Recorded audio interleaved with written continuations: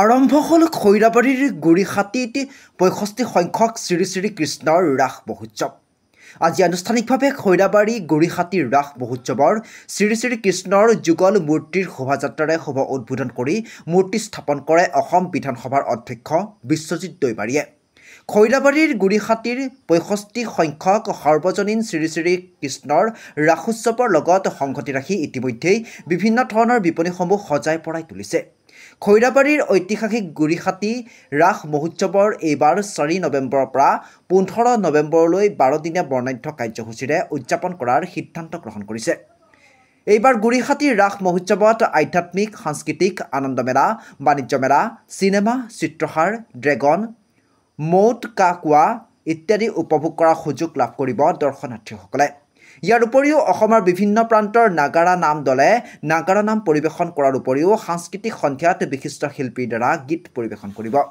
খৈৰাবাৰী গুৰিহাটী ৰাস মহোৎসৱৰ সকলো বৰ্ণাঢ্য কাৰ্যসূচীত ৰাইজৰ সহায় সহযোগিতা আৰু উপস্থিতি কামনা কৰে উদযাপন সমিতিৰ বিষয়ববীয়া জগদীশ চৰকাৰ, মদন ৰাভা, চঞ্চল দেৱনাথ, খৰ্গেন নাৰ্জাৰীৰ লগতে উদযাপন সমিতিৰ বিষয়ববীয়াসকলে। খুব ভাল লাগিল ইয়াত আহি পালে। খৈৰাবাৰী ৰাজ মহোৎসৱ মই আহিয়ে থাকোঁ আৰু সৰু কালতো স্কুলীয়া জীৱনতো আহি থাকিছিলোঁ। এইটো ৰাজ পূজাত আমি নাওঘাটাৰ পৰা চাইকেল চলাই আহি আছিলোঁ।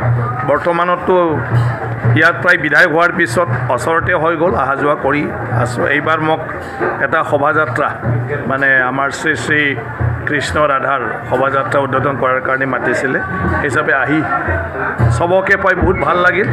আৰু সেয়া এটা আমাৰ ভাৰতৰ সংস্কৃতি যে আমি নজনা বা আমাৰ ইতিহাসত ঢুকি নোপোৱা সময়ৰে পৰা এই ৰাজ মহোৎসৱ, ৰাসলীলাবিলাক ভাৰতবৰ্ষত চলে আৰু আজি খৈৰাবাৰীতো বহুত বছৰ হৈ গ'ল। গতিকে তেনেকুৱা নিয়ম নীতিৰ মাজেৰে আমি যাই থাকিব লাগিব।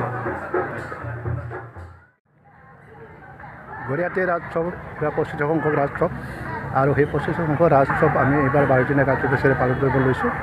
আজি প্ৰথম আমাৰ কাৰ্যসূচী আছিলে আৰু এই প্ৰথম কাৰ্যসূচীত আমি শোভাযাত্ৰা আছিল ৰাধা কৃষ্ণ মানে লৈ পেলাই, আৰু সেই ৰাধা কৃষ্ণৰ আজি শুভ আৰম্ভণি কৰিলে অসম বিধানসভাৰ অধ্যক্ষ সন্মানীয় বিশ্বজিৎ দৈমাৰী ডাঙৰীয়াই।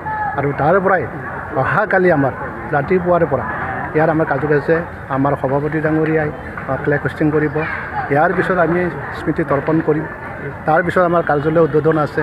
ঠিক তেনেকৈ কালিৰ দিনটো আমাৰ কাৰ্যসূচী ৪-৫টা কাৰ্যসূচী আছে। আমি ইয়াৰ পিছত আমি জবিনৰ সমাধিস্থল এখন পাতিছোঁ, তেওঁক যাতে মানুহে স্মৰণ কৰিব পাৰে বা শ্ৰদ্ধা জনাব পাৰে, তাৰ কাৰণে আমি তাত এটা ৰুম বনাই দিছোঁ।